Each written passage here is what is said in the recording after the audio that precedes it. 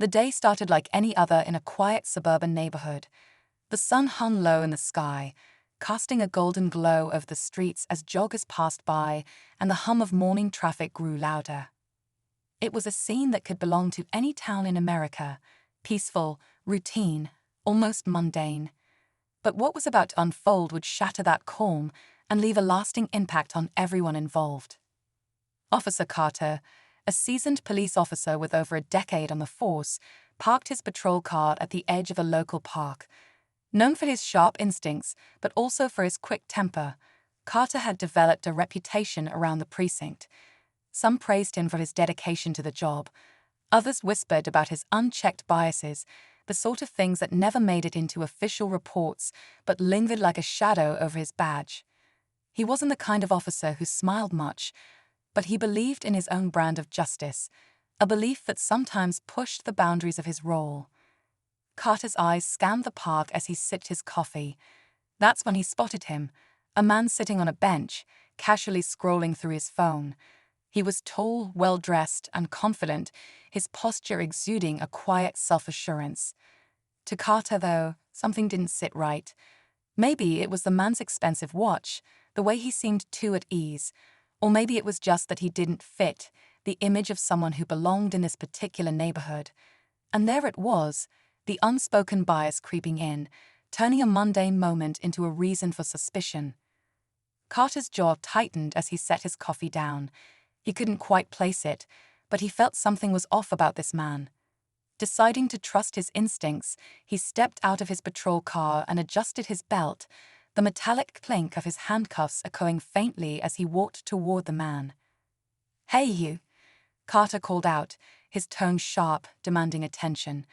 The man on the bench looked up, a mix of curiosity and calm on his face. "Yes, officer," the man replied, his voice steady, his expression betraying no sign of alarm. "Mind telling me what you're doing here?" Carter asked, folding his arms across his chest. "Just enjoying the morning," the man replied, holding up his phone. "Is there a problem?" Carter studied him, his eyes narrowing. Something about the man's composed demeanor irritated him. "You got ID on you?" The man raised an eyebrow, clearly taken aback. "Excuse me, am I being detained?" Carter's hand moved to rest on his holster, a subtle but unmistakable gesture. "I asked you a question. Let's not make this harder than it needs to be." For a moment, the man hesitated, as if weighing his options. Then, with deliberate calm, he reached into his pocket and pulled out his wallet. He handed over his ID, his eyes never leaving Carter's. Carter glanced at the name on the ID, but didn't bother processing it fully. His focus was on the man's face, his tone, his posture. "What are you really doing here?" he pressed, his voice growing more insistent. The man sighed, his patience clearly wearing thin. "I already told you, officer. Is there something specific you're looking for, or am I free to go?" Carter felt his irritation rising. This wasn't going the way he'd expected. The man wasn't intimidated, wasn't defensive, wasn't reacting in the way Carter had grown accustomed to in situations like these. It unsettled him. "Stand up," Carter ordered, stepping back and gesturing for the man to comply. The man stared at him for a long moment, his expression unreadable. Then, slowly, he rose to his feet. As he did, he pulled back his blazer slightly, revealing the badge clipped to his belt. Carter froze, his eyes widened as he read the letters embossed on the badge. "Special Agent Daniel Harper," the man said, his voice cool but firm. "FBI." The words hung in the air like a thunderclap. Carter's face flushed as a mix of confusion, embarrassment, and anger washed over him. For a moment, neither man spoke, the tension between them thick enough to cut with a knife. And that's when it happened. A small crowd began to gather, drawn by the escalating scene. Phones appeared in hands, their cameras pointed directly at the two men. The quiet suburban park was no longer quiet. The world was watching. What happens next would become the stuff of headlines, a moment captured and replayed countless times. But as Carter stood there, grappling with the realization of who he had just confronted, One thing was clear: this was far from over. The silence between the two men stretched, heavy and charged. The badge gleaming on Daniel Harper's hips seemed to catch every glimmer of the sun, a stark contrast to Officer Carter's furrowed brow and clenched fists. For a moment, it was as if the park itself had paused, holding its breath to see what would happen next. The crowd, though small, had grown bolder. Whispers rippled through the onlookers, a mixture of disbelief. Carter's mouth opened as if to speak, but no words came. His mind raced, trying to piece together a response, an excuse, anything to regain control of the spiraling situation. His eyes darted to the badge again, then back to Daniel's calm, unflinching expression. It wasn't just the badge. It was everything about the man that unnerved him. The way he carried himself, the quiet authority that didn't need shouting or threats to make itself known. FBI, huh? Carter finally said, his voice tight, almost defensive. That's right, Daniel replied. His tone hadn't changed. It was steady, measured, but there was a subtle edge to it now, a warning that Carter wasn't sure he wanted to push any further. What are you doing here? Carter asked again, though the question felt hollow now, like a rope slipping from his grasp. Daniel's eyes flicked toward the small crowd, then back to Carter. I could ask you the same thing, he said, but I'm not sure either of us wants to have this conversation in front of an audience. The suggestion hung in the air, and for a moment, Carter considered his options. His pride bristled at the idea of backing down, especially with so many eyes on him. But something about Daniel's gaze told him this wasn't a fight he could win. Not here, not like this. Fine, Carter muttered, stepping back. Let's talk somewhere else. Daniel nodded once, then gestured toward the nearby parking lot. The two men walked in tense silence, leaving the murmuring crowd behind. As they approached their vehicles, Daniel stopped by his car, a sleek, unmarked black sedan that seemed to confirm his credentials without him needing to say a word. He leaned against the hood, crossing his arms as he looked at Carter. All right, Carter said, trying to regain some semblance of authority. Why don't you start by explaining what an FBI agent is doing in my jurisdiction without notifying the local department? Daniel tilted his head slightly, a faint smile playing at the corners of his mouth. Your jurisdiction, he echoed. Last I checked, this park is public property. I didn't realize I needed your permission to be here. Carter's face flushed, but he forced himself to hold his ground. Don't play games with me. If you're working a case, I should have been informed. Daniel's smile faded, replaced by a more serious expression. I'm not working a case here, he said. At least not yet. I was simply enjoying my morning, until you decided to interrupt. The words stung, but Carter refused to let them show. All right, so you're saying this was just a coincidence? Maybe, Daniel said, or maybe it's something bigger. You tell me, Officer Carter. The way Daniel said his name sent a chill down Carter's spine. It wasn't accusatory, exactly, but it carried a weight that felt deliberate, like Daniel was challenging him without outright saying so. Carter shifted uncomfortably, his hand brushing against the edge of his belt. Look, I didn't mean for this to get out of hand, he said, his tone softening slightly. But you have to understand. What I understand, Daniel interrupted, his voice calm but firm, is that you approached me without cause. You profiled me, didn't you? Carter's eyes widened, and he took a step back. I didn't, he began, but Daniel held up a hand to stop him. Save it, Daniel said. I've heard it all before. The I was just doing my job excuse, the I had a feeling defense. Let me guess, you thought I didn't belong here. Is that it? Carter opened his mouth to respond, but the words caught in his throat. He wanted to argue, to defend himself, but deep down he knew Daniel wasn't wrong. He hated how easily the man had seen through him, how effortlessly he had dismantled the facade Carter had built over years on the force. Daniel took a step closer, his voice lowering but losing none of its intensity. You see, Officer Carter, the problem isn't just what you did today. It's what it represents. How many others have you treated the same way? How many people have you harassed or intimidated because you thought they didn't fit your idea of who belongs where?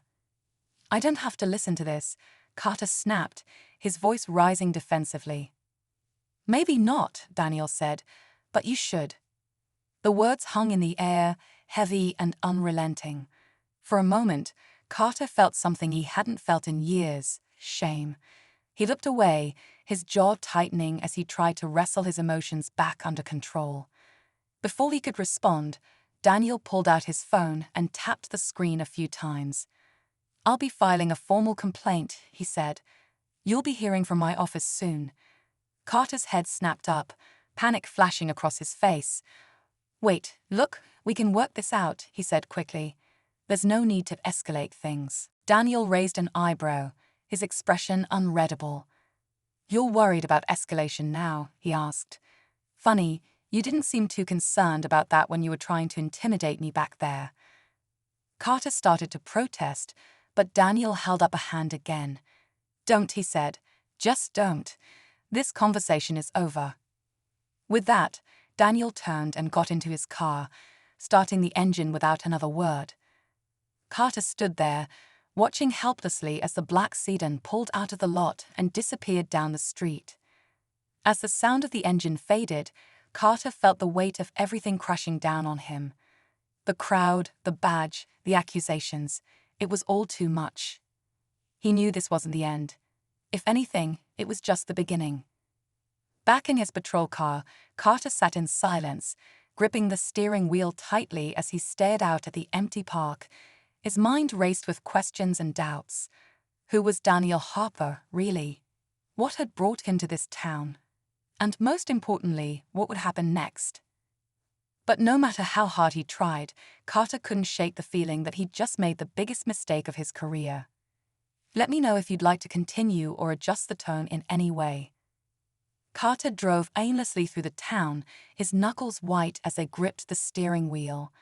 The quiet buzz of the radio filled the space, but he barely registered it. His mind was replaying the scene with Daniel Harper over and over, each detail gnawing at him. How had things spiraled so quickly? And how had this one man, this one moment, unraveled everything he thought he knew about himself? The streets were familiar, lined with the same small businesses and neat houses he'd driven past for years. But today, they felt different. He could feel the weight of unseen eyes watching him, the whispers that would soon spread. The crowd at the park might not have known the whole story, but they'd seen enough. And with phones recording, Carter knew it was only a matter of time before the incident found its way online. The thought made his stomach twist. He pulled into the parking lot of a diner he frequented, a small, no-frills place where the coffee was strong, and the staff knew him by name. The bell over the door jingled as he stepped inside, the smell of fried food and brewed coffee washing over him. A few regulars sat in their usual spots, and the waitress behind the counter, Maria, offered him a warm smile. "Hey, Carter, you look like you've seen a ghost," she said, pouring a fresh cup of coffee and sliding it toward him. He forced a smile and sat down at the counter, wrapping his hands around the mug as if it could ground him. "Just a rough morning," he muttered. Maria raised an eyebrow but didn't press. She knew better than to pry when Carter was in one of his moods. Instead, she busied herself behind the counter, giving him space. Carter stared into the coffee, his reflection rippling on the surface. The encounter with Daniel Harper had shaken him in a way he couldn't fully understand. It wasn't just the badge or the authority the man exuded, it was something deeper. Something Carter didn't want to admit. As he sat there, lost in thought, his phone buzzed on the counter. He picked it up, his heart sinking when he saw the notification. A video had been uploaded to a local community page, titled "Officer Harasses FBI Agent in Park." His hand hovered over the screen, hesitating, but curiosity got the better of him. He clicked on the video. The grainy footage was shaky, but it captured everything: the confrontation, the badge reveal, the crowd murmuring in the background. Carter winced as he watched himself on the screen, his voice sharp and commanding, his stance aggressive. It was worse than he'd imagined. The comments below the video were already piling up, a mix of outrage, disbelief, and the occasional defense of his actions. But the overwhelming tone was clear. People were angry. He set the phone down, his hands trembling slightly. This wasn't just about one mistake. This was about perception, about trust, about what people thought of him as an officer and a person. And once trust was broken, it was nearly impossible to rebuild. Across town, Daniel Harper sat in his office, the badge on his desk catching the afternoon light. The room was sparse, functional, with only a few personal touches, a framed photo of his family, a couple of plaques on the wall. He stared at the computer screen in front of him, reviewing the notes he'd been compiling for weeks. The town might have seemed quiet, but Daniel knew better. Beneath the surface, there was a storm brewing. The confrontation with Carter had been unexpected, but not entirely surprising. Daniel had dealt with men like him before, men who saw what they wanted to see, who let their biases guide their actions. It wasn't personal, not really, but it was a symptom of a larger problem, one Daniel couldn't ignore. He leaned back in his chair, running a hand over his face. The incident at the park had put him in the spotlight, whether he wanted it or not. And while he hadn't planned to draw attention to himself, he couldn't deny that it might work to his advantage. If the town was already talking, then maybe they'd start asking questions, and questions were exactly what Daniel needed. Meanwhile, back at the diner, Carter's coffee had gone cold.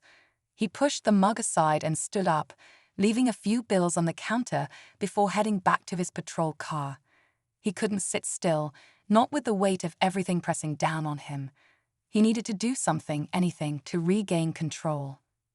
Driving through the streets, he found himself pulling into the parking lot of the precinct. The familiar building loomed before him, its brick facade sturdy and unyielding. Inside, the atmosphere was as tense as ever, officers bustling about, phones ringing, the hum of activity filling the space. Carter walked past his colleagues, avoiding eye contact, until he reached his desk. He sank into the chair, his shoulders slumping. His computer screen blinked to life, the department's internal system waiting for input. Carter hesitated, his fingers hovering over the keyboard. He wanted to look up Daniel Harper, to find out more about the man who had turned his day upside down. But a part of him knew it wouldn't change anything. The damage was already done. Instead, he opened an email from the chief, his stomach sinking as he read the subject line, *incident review meeting scheduled *. The body of the email was brief, but the message was clear. The confrontation in the park wasn't going to be swept under the rug. Carter was going to have to answer for his actions, and he wasn't sure if he had the right words to defend himself. As the hours passed, the tension in the town only grew. People were talking, speculating, taking sides. Some defended Carter, arguing that he was just doing his job, that he couldn't have known who Daniel Harper was. Others weren't so forgiving, pointing to the video as evidence of a deeper problem. The debate spilled over into social media, community meetings, even casual conversations at the grocery store. It was a fire that showed no signs of burning out. And through it all, Daniel watched from the sidelines, his every move calculated. He wasn't here to make enemies, but he wasn't here to make friends either. He had a job to do, a mission that went beyond one officer or one incident. But as the lines blurred and the stakes grew higher, one question loomed over everything: how far would each man go to prove he was in the right? The answer, for now, remained just out of reach. But one thing was certain: the story was far from over. And when the truth finally came to light, it would change everything. As the sun dipped below the horizon, the small town took on a restless energy. Streetlights flickered to life, casting long shadows on the pavement, and the buzz of conversation filled local diners and bars. The video of Carter's confrontation with Daniel Harper had spread faster than wildfire, reaching not only the community but news outlets in neighboring cities. The narrative was no longer just a local scandal. It was becoming a symbol of something much larger. Carter sat in his living room, the faint glow of his television the only light in the house. The news anchor's voice droned on, recapping the incident with clinical detachment. Words like racial bias and misconduct flashed on the screen, each one landing like a punch to Carter's gut. He clenched his fists, his mind racing with anger, confusion, and a growing sense of helplessness. He wasn't a bad cop, at least. That's what he told himself. He'd spent years on the force, dedicating his life to protecting and serving. Sure, he'd made mistakes, but who hadn't? Yet here he was, painted as a villain, his name synonymous with everything wrong in law enforcement. His phone buzzed on the coffee table, breaking his thoughts. It was a text from one of his colleagues. Asterisk, the chief wants to see you first thing tomorrow. Be ready. Asterisk. Carter stared at the message, a sinking feeling in his chest. The meeting wasn't going to be just a formality. He could feel it.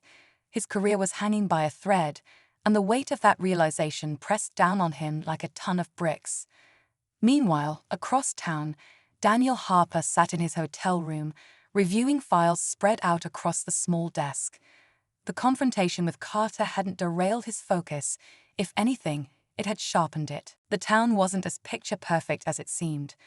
Over the past few months, Daniel had been quietly digging into reports of misconduct, corruption, and discrimination within the local police department. It wasn't just Carter. There were patterns, stories that repeated with unsettling regularity. But uncovering the truth was like peeling back layers of paint on an old house. Every revelation brought more questions, more secrets buried just beneath the surface. Daniel picked up his phone, scrolling through his notes. Witness statements, complaints, internal memos, each one painted a damning picture. But what troubled him most were the silences, the gaps where answers should have been. People were afraid to speak out, afraid of what might happen if they did. And that fear, Daniel knew, was the most dangerous weapon of all. As the night wore on, the tension in the town reached a boiling point. Small groups gathered in coffee shops and living rooms, debating the events of the past day. Some defended Carter, insisting he was being unfairly targeted for doing his job. Others sided with Daniel, pointing to the video as undeniable proof of bias and abuse of power. The divide was palpable, and it only seemed to grow deeper with every passing hour. At the precinct, the atmosphere was equally strained. Officers avoided eye contact with Carter, their conversations hushed as he walked past. You could feel their judgment, their uncertainty. Some of them might have been on his side, but no one was willing to say it out loud. Not now. In the chief's office, a tense meeting unfolded. Carter sat across from the chief, a man who rarely raised his voice, but whose disappointment was evident in the set of his jaw and the sharpness of his gaze. "This is a mess," the chief said, his tone low but firm. "Do you understand the position you've put this department in?" Carter nodded, his throat dry. "I didn't mean for it to escalate," he said. "I didn't know who he was." "That's not the point," the chief shot back. "It's not about who he is. It's about how you handled the situation. And now it's all over the news. The mayor's calling for an investigation. The community is demanding answers, and you've made us the center of a firestorm we might not recover from." Carter's chest tightened. "So what happens now?" he asked.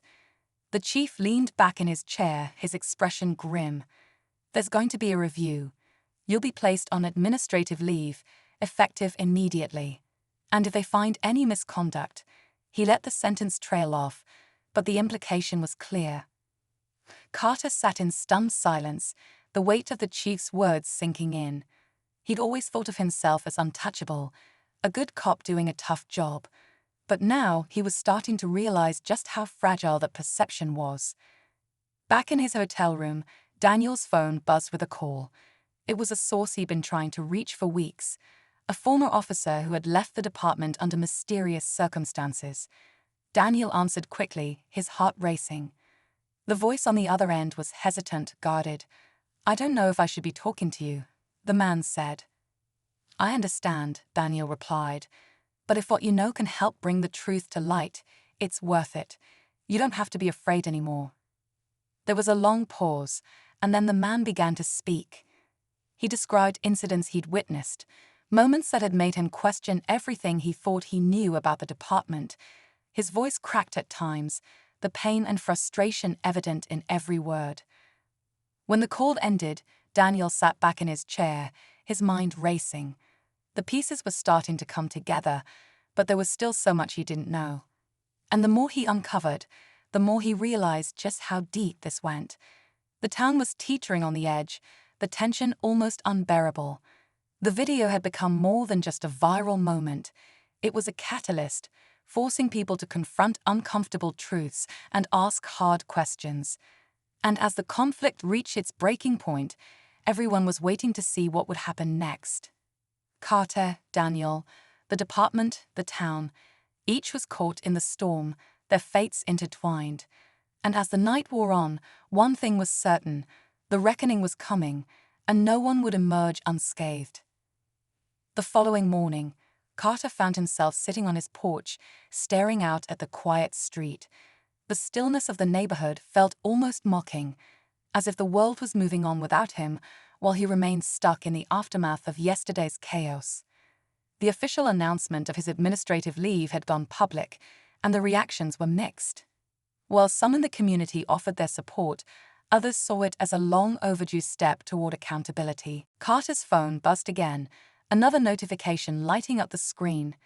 This time, it wasn't a comment or a news article, but a message from a number he didn't recognize.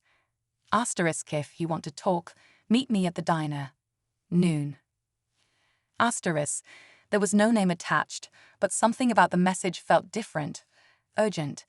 Against his better judgment, Carter decided to go. He had nothing to lose at this point. At the same time, Daniel was on the move. The conversation with the former officer had left him shaken, but it also brought clarity. What he had stumbled upon wasn't just a series of isolated incidents, it was a network of complicity, a pattern of behavior that had been allowed to thrive unchecked, and at the center of it all was someone he hadn't expected.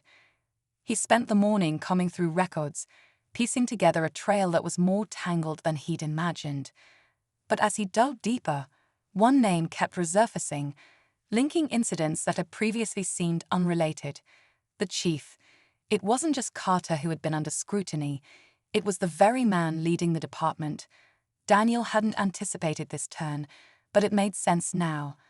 The pervasive culture he was investigating didn't start at the bottom, it started at the top. By noon, Carter had made his way to the diner, the familiar jingle of the bell over the door barely registering as he walked in.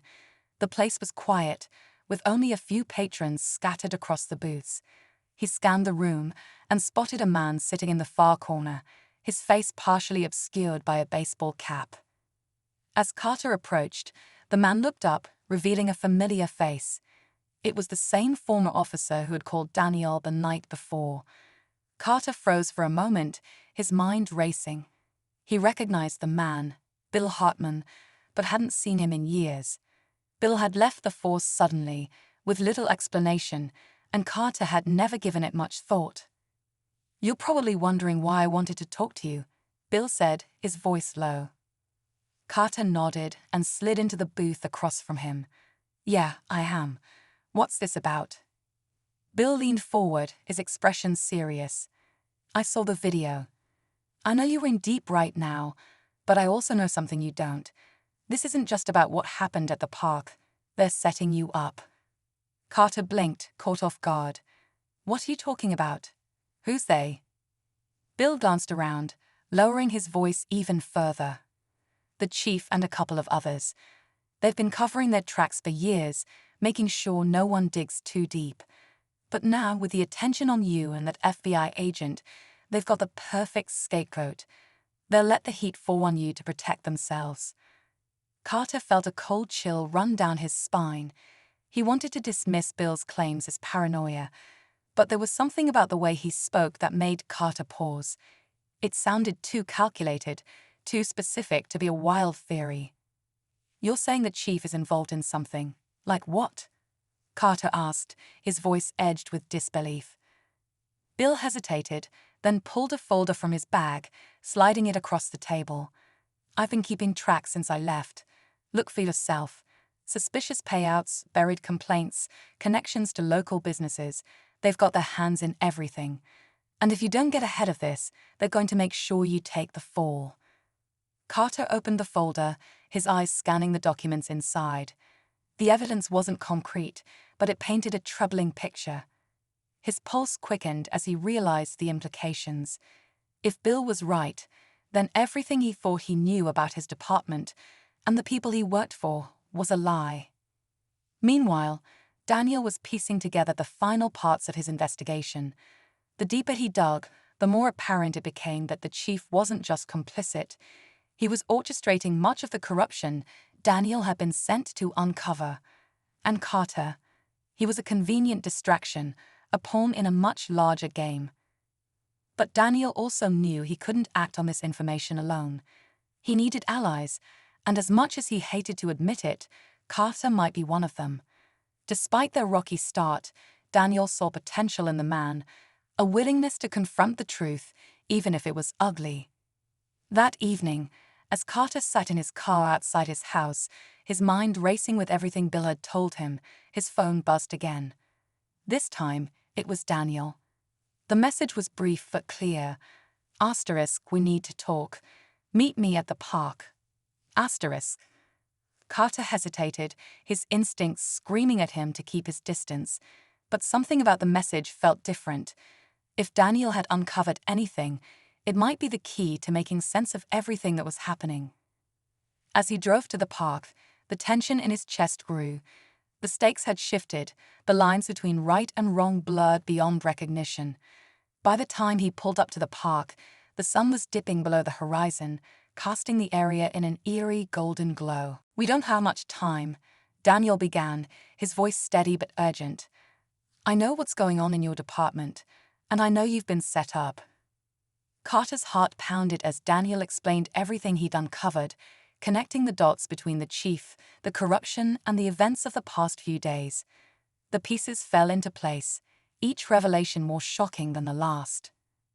As the two men stood there, the air thick with tension, they both realized the same thing. They weren't just fighting for their own reputations. They were fighting to expose a system that had been allowed to fester for far too long. And the closer they got to the truth, the more dangerous it became. Carter and Daniel knew they had to act quickly. With the weight of Daniel's investigation and Bill's revelations, the evidence was beginning to solidify. They decided to meet again the next day, this time in a secure location where they could map out their next steps. Both men understood the risks. They were up against a powerful figure with everything to lose.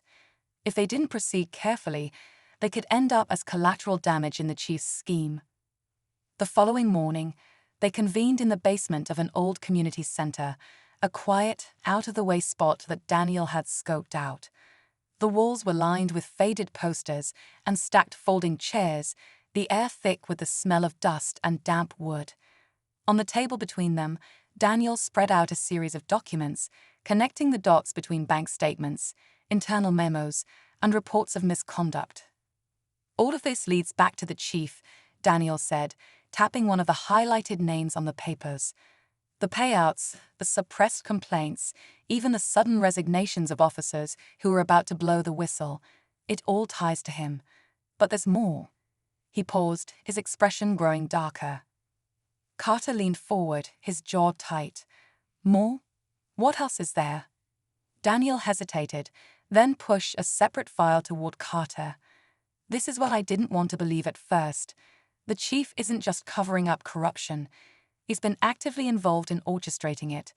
The deals with local businesses, they're tied to illegal activities, laundering money, running a protection racket.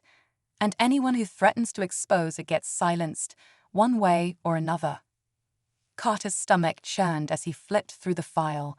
Everything he believed about his department, his colleagues, and his own role in it was unraveling before his eyes. He felt a mix of anger, shame, and determination. "What do we do now?" Carter asked, his voice steady despite the storm brewing inside him. "We expose him," Daniel said firmly. "But we have to do it the right way. If we take this to the wrong people, it'll get buried. We need to go public. That evening, as the town settled into its usual routine, Carter and Daniel began to put their plan into action. They contacted a trusted journalist from a major news outlet, someone Daniel had worked with before and who had a reputation for fearless reporting. Together, they arranged a meeting to hand over the evidence. But as they prepared to leave, something unexpected happened. Carter's phone buzzed with a call from an unknown number. He answered cautiously, his hand tightening around the phone as a familiar voice came through the line. "I know what you're doing," the chief said, his tone cold and calculated. "You think you can take me down. You don't know who you're dealing with." Carter's heart pounded, but he forced himself to stay calm. "This ends now," he said, his voice firm. "You've gotten away with this for too long." The chief chuckled darkly. "You think you've won? You're just a pawn, Carter. Always have been, always will be, and pawns are expendable." The call ended abruptly, leaving Carter shaken but resolute. He shared the conversation with Daniel, who only tightened his jaw. "This just proves we're on the right track," Daniel said, "but we need to move fast. If he knows we're coming for him, he'll try to destroy the evidence." As they headed to the meeting, the tension was palpable. The streets were quiet, the usual hum of the town replaced by an eerie stillness. When they arrived at the agreed-upon location, a small office space on the outskirts of town, the journalist was already there, waiting with a recording device and a laptop. They began to lay everything out, the documents, the audio recordings, the connections Daniel had uncovered. The journalist listened intently, her fingers flying across the keyboard as she compiled the information into a cohesive narrative. But just as they were finishing, there was a sudden commotion outside.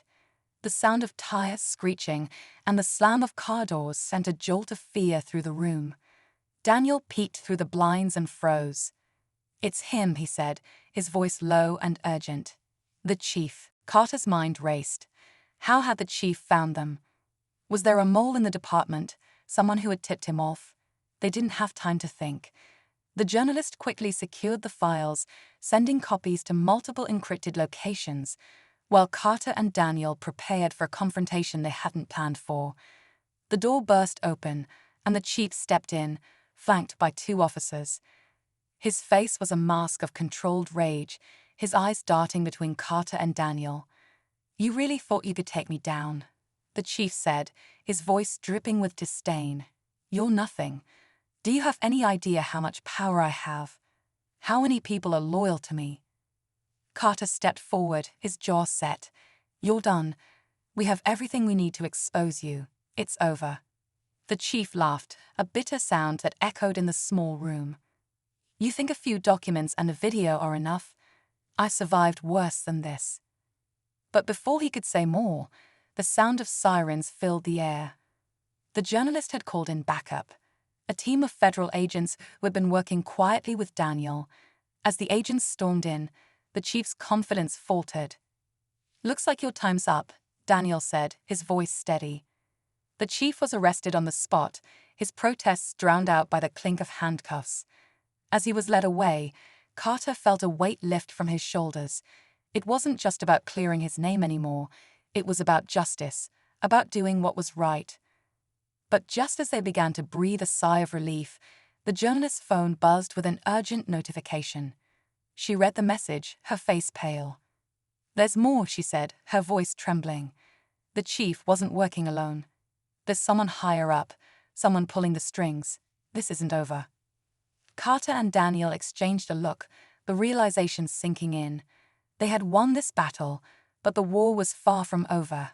The stakes had just been raised, and the true enemy was still out there watching. As the chief was escorted away, Carter and Daniel lingered in the quiet aftermath, each absorbing the weight of what had just transpired. The tension in the room began to dissipate, replaced by a mix of relief and exhaustion. But the journalist's words still hung heavy in the air.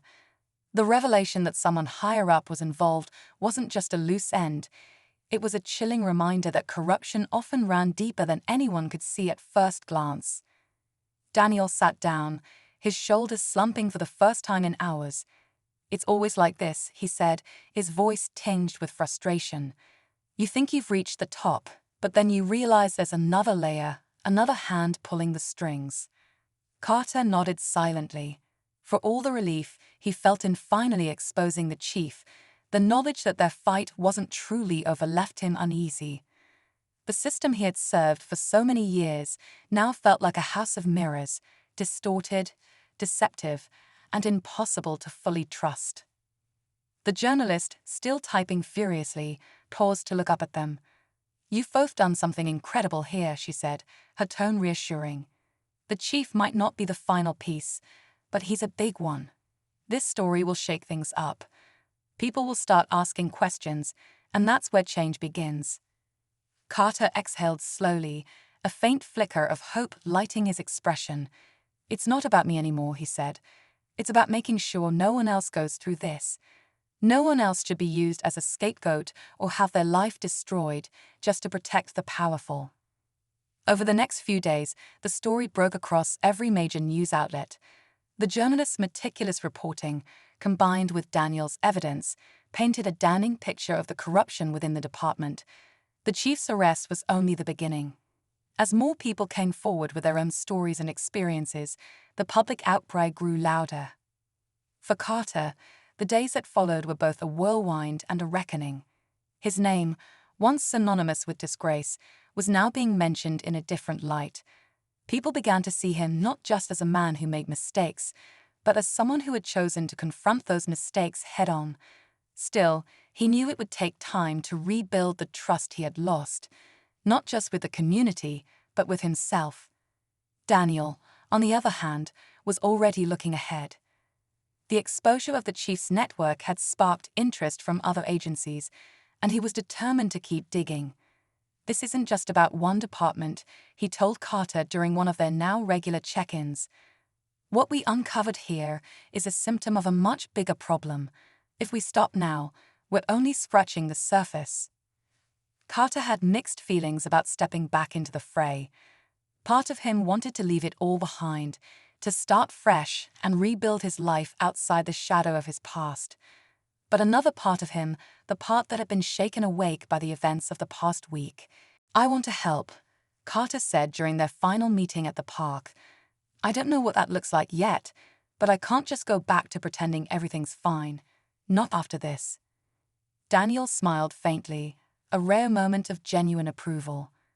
"You've already started," he said. "Sometimes, helping means just showing up, being willing to face the truth, even when it's ugly." As the weeks turned into months, the fallout from the chief's arrest continued to ripple through the department. Investigations led to further arrests, and policies that had long been ignored were finally scrutinized. It wasn't a perfect resolution. There were still battles to fight, still resistance from those who clung to the old ways. But progress, however slow, was being made.